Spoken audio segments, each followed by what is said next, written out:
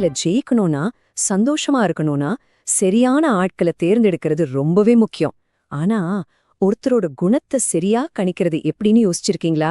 வாங்க, அதுக்கு ஒரு சூப்பரான வழிய பத்தி இப்ப விரிவா பார்க்கலாம். நம்மள எத்தனை பேர் இந்த அனுபவத்தை சந்திச்சிருப்போம் இல்லையா? அப்படி நம்பி ஏமாறும்போது ஏற்படுற வலி, அது நம்ம நேரத்தை, பணத்தை, ஏன் மன நிம்மதிய கூட மொத்தமா காலி பண்ணிடும்.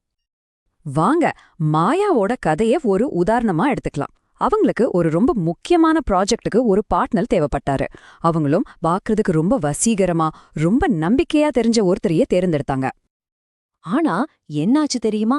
கொஞ்ச வாரத்திலே அந்த ப்ராஜெக்ட் படுதோல்வி. அவங்க பார்ட்னர் அவரோட பொறுப்புகளை அப்படியே காத்துல பறக்க விட்டுட்டு போயிட்டாரு. பாவம், மாயா வச்ச நம்பிக்கை ஒரு ரொம்ப பெரிய தப்பா முடிஞ்சிருச்சு. சரி, இப்போ மாயா செஞ்ச தப்ப நாம எப்படி தவிர்க்கலாம்? ஒருத்தர் நம்புறதுக்கு முன்னாடி அவங்க குணத்தை எடை போட ஏதாவது ஒரு நல்ல வழி இருக்கா? ஆமா, இருக்கு.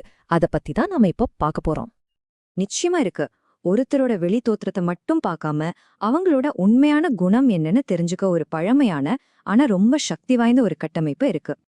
ஒரு மனுஷனை புரிஞ்சுக்க இந்த 4 விஷயங்களை கவனிச்சா போதும். அதுதான் குணத்தோட 4 தூண்கள். 1 அவங்களோட அறநெறி, 2 அவங்க பணத்தை எப்படி கையாள்றாங்கன்னு பாக்குறது, 3 அவங்களோட தனிப்பட்ட ஒழுக்கம், 4வது ஒரு விஷயத்தோட விளைவுகளை பத்தி அவங்களுக்கு இருக்கிற அக்கறை.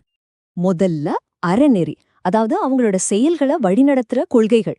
எது சரி எது தப்புங்கிற உணர்வு அவங்களுக்கு எவ்வளவு உறுதியா இருக்கு. முக்கியமா யாருமே பார்க்காத நேரத்துல கூட அவங்க சரியா நடந்துக்குவாங்களாம். அடுத்து 2வது தூண் நிதி பழக்கங்கள். ஒருத்தர் பணத்தை எப்படி கையாள்றாருங்கிறது அவரோட குணத்தை பத்தி நிறைய விஷயங்களை சொல்லும். பண விஷயத்துல அவங்க நேர்மையாவும் பொறுப்பாவும் இருக்காங்களான்னு பாருங்க. 3வதா தனிப்பட்ட ஒழுக்கம், அதாவது ஆசைகளையும் சலனங்களையும் அவங்க எப்படி அணுகுறாங்கன்னு பார்க்கணும். அவங்களுக்கு சுயக்கட்டுப்பாடு இருக்கா, இல்ல அவங்க ஆசைகளுக்கு அடிமையா இருக்கிறாங்களா? ஒரு முக்கியமான வேலையை முடிக்கிறதுக்கு முன்னாடி சின்ன சின்ன ஆசைகளுக்கு முக்கியத்துவம் கொடுக்கற ஆளா? கடைசியா 4வது தூண் விளைவுகளை பற்றிய உணர்வு. அதாவது ஏதாவது தப்பு செஞ்சா எதையாவது இழக்க நேரிடும்னு ஒரு பயம் அவங்களுக்கு இருக்கா? உதாரணத்துக்கு தன்னோட நல்ல பேரு, குடும்பம், இல்ல எதிர்காலம், இது மாதிரி எதையாவது இழக்க துணியாதவங்க பெரும்பாலும் நேர்மையாத்தான் இருப்பாங்க. ஓகே, இந்த 4 தூண்டுகளையும் வச்சு ஒருத்தரை எடை போட்டுடலாம். ஆனா இது மட்டும் போதாது. இது கூடவே நம்ம ரொம்ப கவனமா இருக்க வேண்டிய ஒரு முக்கியமான எச்சரிக்கை இருக்கு. நம்ம செய்யக்கூடிய 2 பெரிய தவறுகள் இருக்கு. 1 குருட்டு நம்பிக்கை, அதாவது சரியா ஆராயாம ஒருத்தரை நம்புறது. இன்னொன்னு அரிக்கும் சந்தேகம், அதாவது ஒருத்தரை நம்பலாம்னு முடிவு செஞ்சதுக்கு அப்புறம் அவங்க மேல தேவையில்லாம சந்தேகப்படுறது. இந்த 2மே ரொம்ப ஆபத்தானது. இது சம்பந்தமா ஒரு ஆழமான கருத்து இருக்கு. ஆராயாமல் ஒருவரை தெளிவடைவதும் தெளிவடைந்த ஒருவரிடம் சந்தேகம் கொள்வதும் தீராத துன்பத்தை தரும். பாத்தீங்களா? சரியா தேர்ந்தெடுக்கிறதும் எவ்வளவு முக்கியமோ அதே அளவுக்கு தேர்ந்தெடுத்த பிறகு நம்புறதும் முக்கியம். நீ எவ்வளவு அழகா சொல்லியிருக்கு. அப்போ இதுல இருந்து நாம தெரிஞ்சுக்க வேண்டிய முக்கியமான விஷயம் என்னன்னா, முதல்ல உங்க ஹோம்வொர்க்க சரியா செய்யுங்க. அந்த 4 தூண்களையும் வச்சு நல்லா ஆராயுங்க. அதுக்கப்புறம் நீங்க தேர்ந்தெடுத்த நபரையும் உங்க முடிவையும் முழுசா நம்புங்க.